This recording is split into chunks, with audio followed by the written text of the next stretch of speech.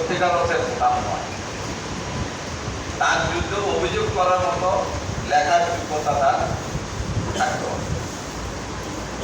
তাহলে দ্বিতীয় নাম্বার কি দাঁড়ায়, সেটা হলো যে তাকে শিক্ষায় শিক্ষিত হতে হবে, স্বশিক্ষা হোক আর যে শিক্ষা হোক, তাকে লেখাপড়ার দিক থেকে শিক্ষিত। এটা 2 নাম্বার।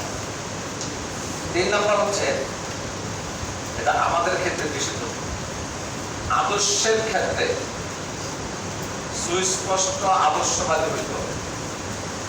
নাইলে ওইখানে কিন্তু পুলিং এজেন্ট কেনা বেচা হয়, এটা জানান তো, হয় না?